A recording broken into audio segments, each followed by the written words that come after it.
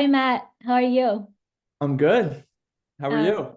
I'm doing well. And so, just for everybody who's listening here, my name is Mia Reeves. I'm a CPA, and then I have Matt Rushton. He is our one of our favorite clients, and then Marisol Saen. She is the CPA and she's accounting manager for Matt. And Matt is the one of the co-owners of Stormloop Technologies.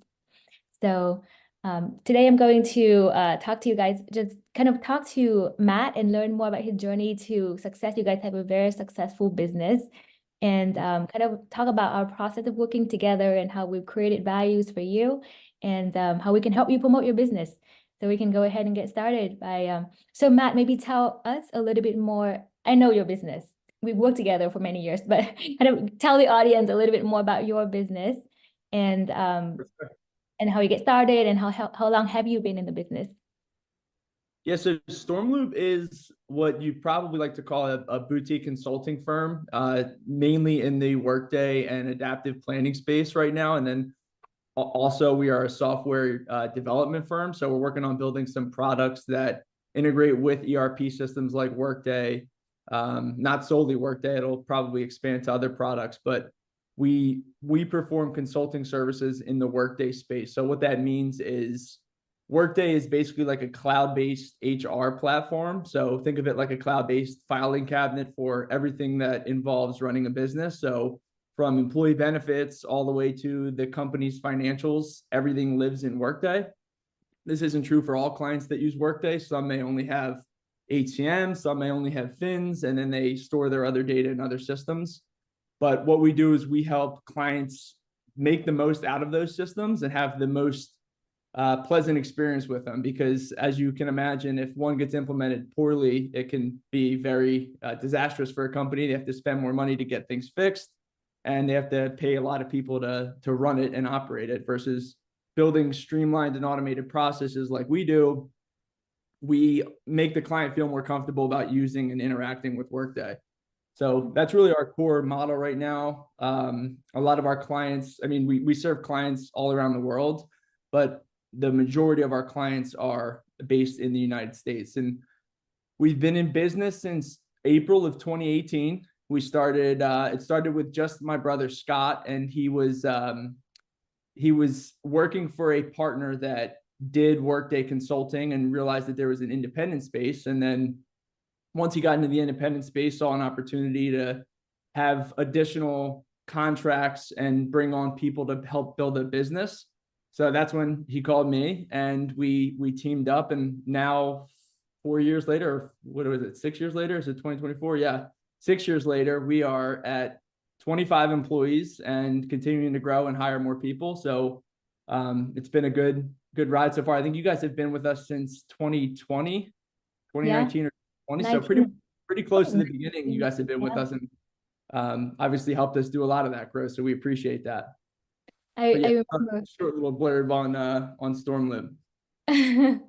Well, thank you. I remember when your brother contacted us and he read a Google review or something, and then we're just like Yeah. started working together right away, and we're just so like blown away by the way you guys grown your business. And it's not just from the financial standpoint, but like managing your employees, and you are still very involved, but at the same time, you have a big vision to really grow very fast too. Yeah. So 25 employees, would you mind sharing your revenue or your vision for 2024? Won't share exact revenue numbers, but vision for 2024. I think obviously the outlook's really positive. We are continuing to grow and expand and get a lot more direct clients. So that's one of the facets of our business that we've really focused on these last 2 years. We set a goal that we wanted to really try and make the majority of our contracts with clients direct. So no middleman, no recruiters or other third parties that are involved in taking a cut on the hourly rate or off of a fixed fee project. So that's been really great for us, because we've obviously the rates are higher and the revenue's higher, but in addition to that, our employees are able to take more ownership on those roles. It feels like, Stormloop and them, they are running the project and running the relationship with the client, as opposed to being on a project that was sourced by some other company and not Stormloop. And it feels like they're running the relationship. So that's been a big part of our business. I mean, gotta give credit where credit's due. Our growth is really due to the quality of people that we've brought on, which has been, we've been so lucky to be introduced to a lot of our employees through our work, and we've brought them on to our projects or to the company. And obviously they've added so much value. I mean, aside from the quality of work that they do, just their networks, we were getting clients left and right coming up to us or coming to us asking to work with us because they've worked with our employees in the past and they had a really pleasant experience with them. So I think that's probably a huge reason for our success, is the fact that we've brought on such quality people.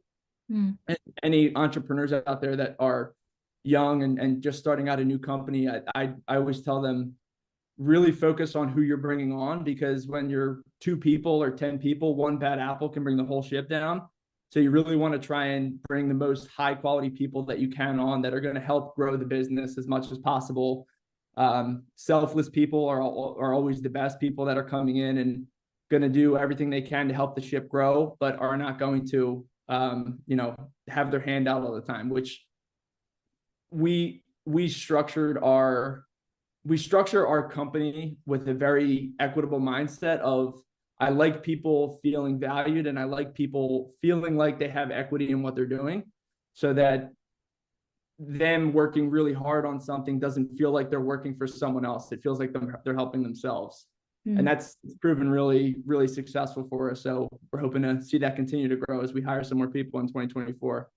That is amazing. Very good advice for entrepreneurs out there as well. It's like you're focusing on people, and that's the most important asset that you have. And the good people can bring in clients and better people and just really help everybody grow together.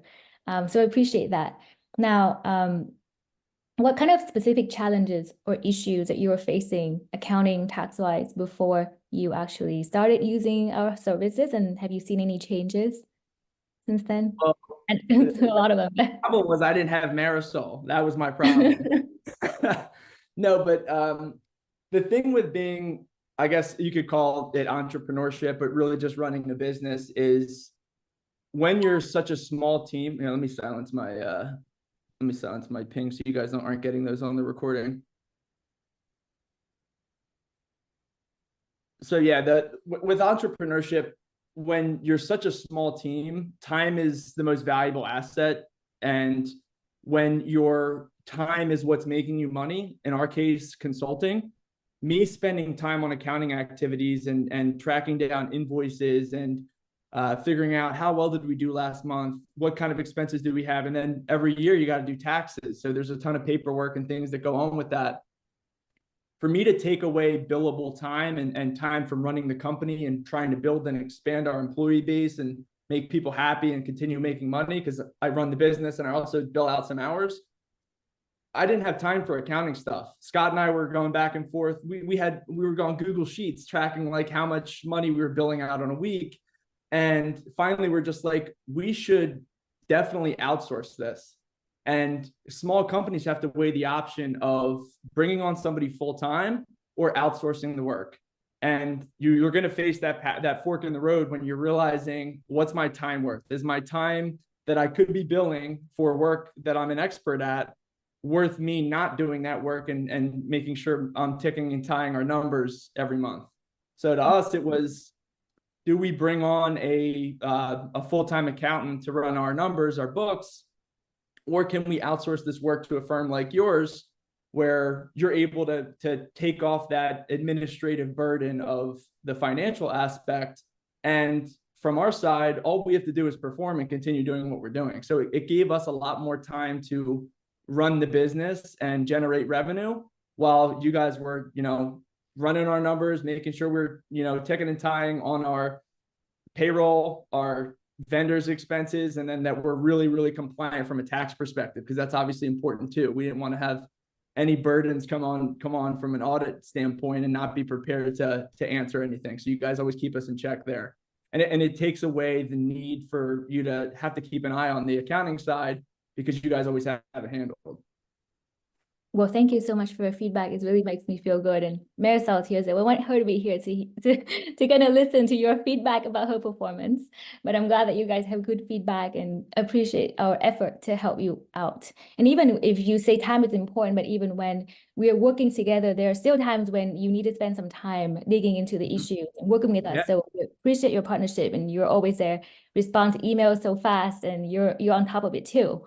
So the thing that a lot of business owners don't know is a lot of business owners only care about the top line revenue. And then when it comes to expenses, when it comes to taxes, they don't really care that much. So for you, it's important that you care about different aspects of the business, and you think yeah, finance and accounting are important, and also taxes for for your sure.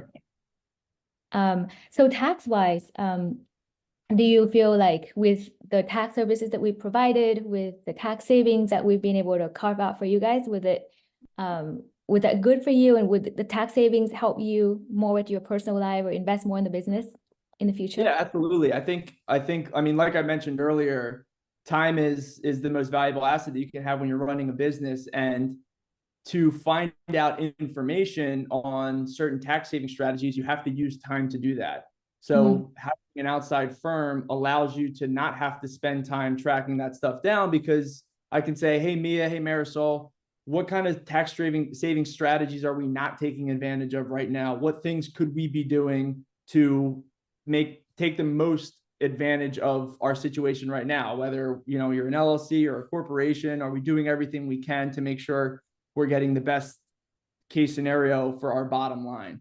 And that's been one of the things for us, is like, we can always ask you guys, hey, are we doing everything we need to do? And then we can have like 3 calls on our calendar the next 2 weeks for 3 different vendors that are going to help us figure out a good tax saving strategy to take, whether it's doing a charitable investment or working on, I forget some of the other ones we R&D do. credits. Some credits, yeah. So there's, like the research and development credit for us was a huge one, because we're a company that's doing software development. So the R&D credit made a ton of sense for us, and that was one of the first ones you guys presented Mhm. to us, and it's been so beneficial for us, because there is a heavy financial burden for small firms trying to develop a product that's ultimately going to become one that can generate revenue. Mhm. But in order to afford that, there is breaks out there for from a tax standpoint. So being able to take advantage of that has helped us a ton, and obviously helped us maintain and build our workforce to be able to cover that. That's good. That's good. Yeah. Talking about the software, because I know you guys have spent a lot of time and effort on the software side of the business. How's that going? What's your vision for the software side of the business? Yeah. So as you know, the main part of our business right now is consulting, and Mhm. consulting is, you are only generating revenue when you're actually physically working on it. So SaaS or software as a service, has become such a big part of the tech industry recently, that we're working on creating a product that will integrate really well with ERP systems. To start, it'll just be Workday, but we're hoping to really expand that out to other systems, making systems more easily integratable and able to talk with each other. Basically, a foolproof way to build integrations very easily with, obviously, to start Workday, but ultimately we'll expand it to other systems as well. So we'll probably roll it out. I'm hoping for Q2 of this year. At least we're going to be running some beta tests over the next several months, and then hopefully we'll be able to hit the market at some point later this year. That's really cool. Because for tech companies, software, it's gonna really help you. It's gonna really help you streamline the whole process, right? But it's also gonna increase valuation for your business in the future Yeah. too, Yeah, exponentially. our initial goal is actually going to be to roll it out to some of our developers to help them build things quicker for our clients. They can stand up integrations quickly between 2 systems, and hopefully it'll help them save a lot of time there. But then ultimately it'll help other customers and developers save a lot of time in their efforts. That's cool. So talk about a little bit about your clients. So, because we have an audience here and we have 400 clients that we're working with when it comes to taxes and accounting. So who are you looking for? Say, if we're referring a client to you, what's the client profile? Yeah, so in terms of a specific client type or industry, we really don't have one that we prefer or are like solely tied to. It's really anybody that uses the Workday or adaptive planning system, especially from the consulting side, where they're using some form of Workday or Adaptive. And we have an adaptive planning team, a financials team, a technical team for integrations, a HCM team, which is human capital management. So that's basically like the HR side of Workday. And then we have a reporting team as well. So we're a fully stacked company ready to take on any work. That's from obviously our full-time employees standpoint. And that would be for clients that are existing and using Workday or are using Workday or adaptive planning right now. Additionally, our software team works with clients that are outside of Workday but want to integrate with the system. So let's say a vendor like Blue Cross Blue Shield was interested in building an integration with Workday. Our software team and our services team too can team up to help build an integration to connect Blue Cross Blue Shield with Workday. And what that does is it makes that vendor more attractive to customers because they can integrate with their HR system. So if you're a huge company with thousands of employees and you're looking at 10 different benefit vendors and you have Workday, you'll probably pick the one that has a very well-built integration with Workday because it's going to cost a lot less to build out than one would be a custom integration with another vendor.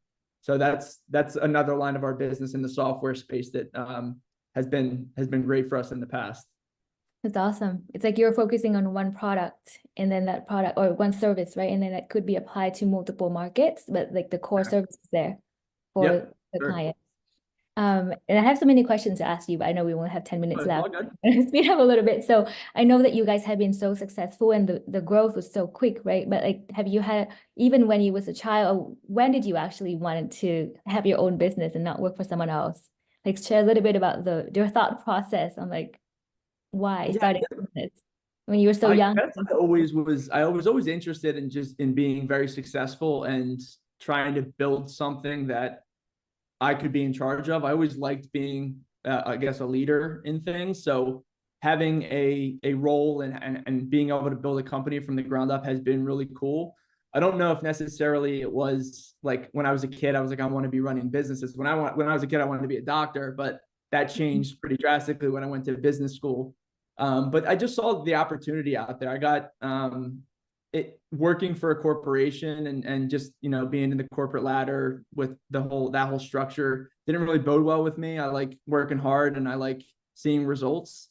Big thing for me, I played football in college. So when you are working really hard for something, you see results for it. When you're working really hard, sometimes in the corporate structure, you're not seeing those results. Sometimes it takes a lot longer and people stick with it and are very successful. For me, I was hoping to see better results quicker and it wasn't happening. So I jumped ship and decided to go, you know, take the reins into my own hands and team up with my brother Scott. So it's been a great ride so far. We're hoping to continue growing this thing and we'll see where it takes us. That's really cool. By the way, my parents are doctors too. I remember I talked to your mom a couple of times in the past about taxes, but my parents are doctors too. And so I didn't really know what I wanted to do until business school. But I wanted to have a business, just like what kind of business? So yeah, right. You never know. It's funny. Like, you never know what you're going to start. And like, it depends on what industry you get into. So I first started out in real estate, and anybody can start their own real estate company, but in real estate development, you need a lot of money. Now, the salary of a real estate development analyst is not great, and it doesn't go up that much over time in terms of what I was seeing, and which is another one of the reasons why I left. So to me, I was in an industry where the breakthrough of starting my own thing would have been very hard without bringing in outside money versus something like the services industry where all you need is an expertise. In your case, you need to be an expert in accounting. Scott's case, you needed to be an expert in Workday.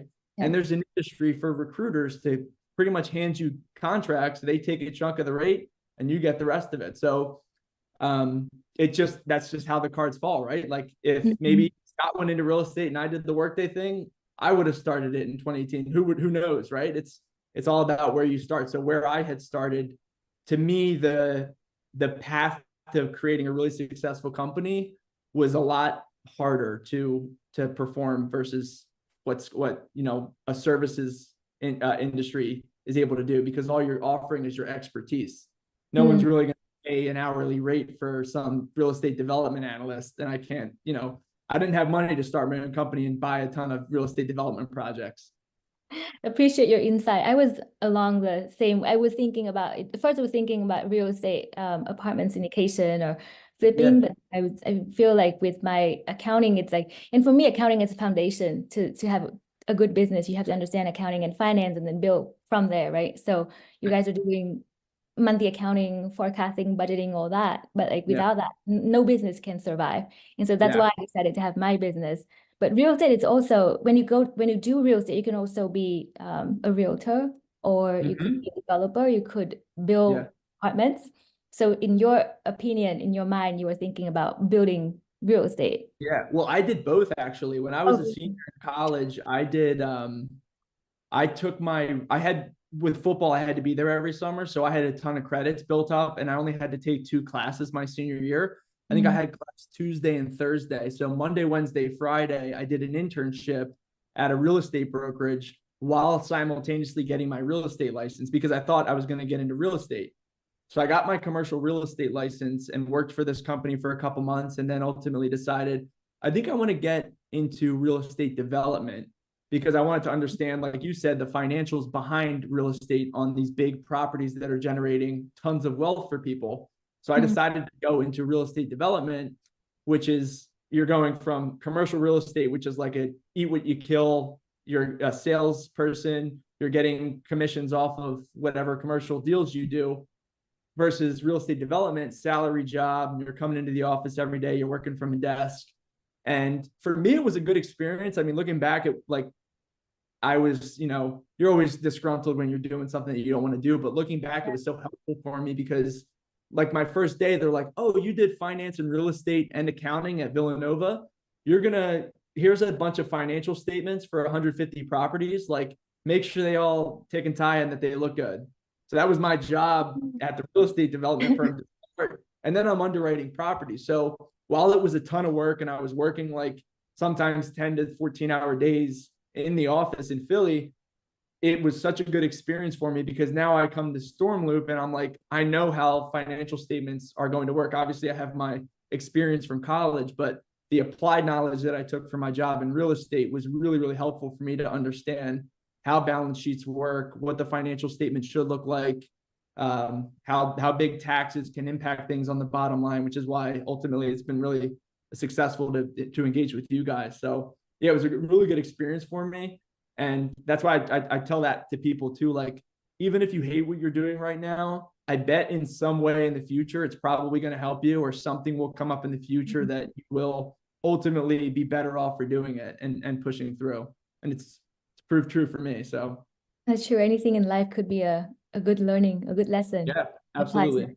future purposes. Now, question for you, and I think this is for your own tax benefits. Do you still have your license, or is your wife a realtor? I know Scott's wife is, and it's gonna help him with the cost seg. Yeah. So I did have my license I kept it when I was in real estate development. And it was like every 2 years you had to like take the continuing education classes, but I did not renew it after like a couple years because it's just, I wasn't using it.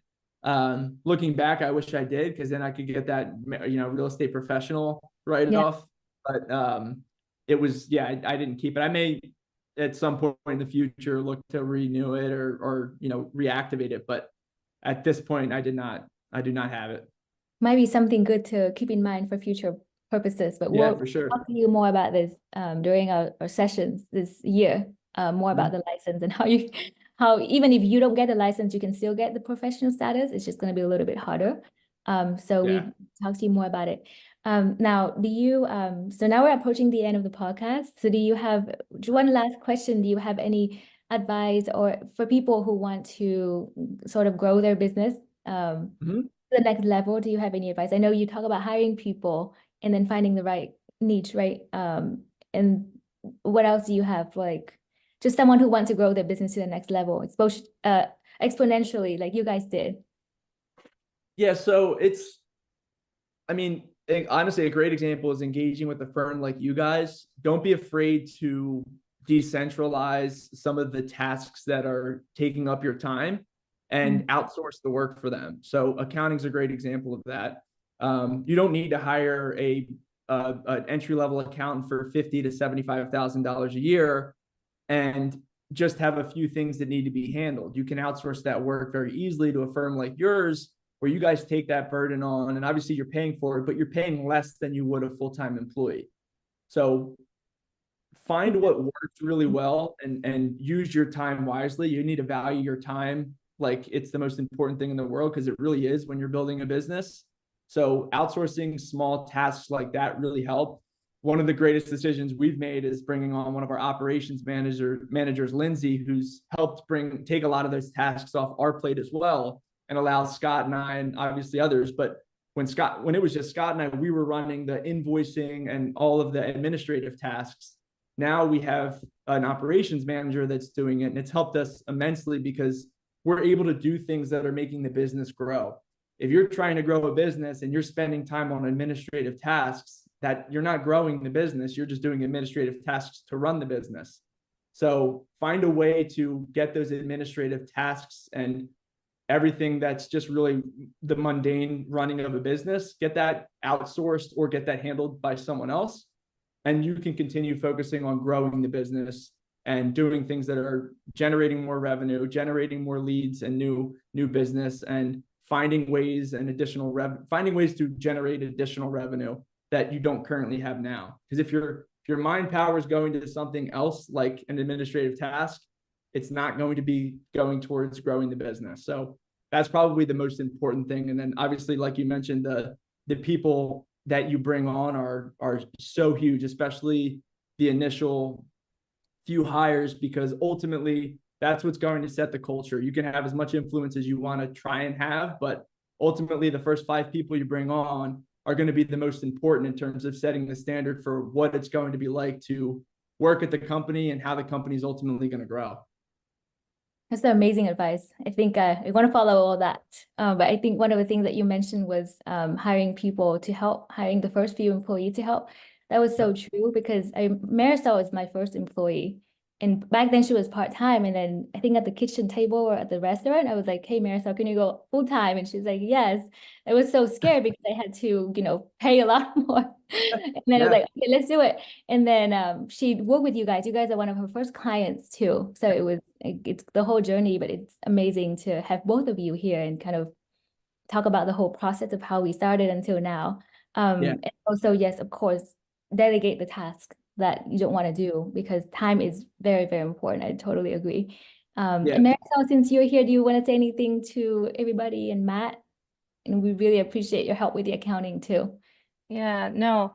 I would also say, like, because different companies have different experiences, especially after COVID, right? And so I was really thankful to see their business grow. In addition to that, I know we were able to save significantly in taxes, and I'm sure that savings was put to better use in the business, to continue to support its growth. So it's just been, and then you guys being very responsive and on top of things, and just you guys are one of my favorite clients, because I'm not going to say easy to work with, but I don't like to use the word easy, but it's I don't know, it feels like a team, not like we're separate, so thank you. Yeah, no worries. Yeah, so well, thank you so much, Matt and Marisol, for joining the podcast today. And then hope you guys have a great day, and I'll give you the recording soon. And Awesome. we're gonna write an article and then give you the recording too, and we're gonna make different videos out of it. So I'll send them to you. Awesome. Sounds great. Appreciate it. Appreciate your time. Thank you.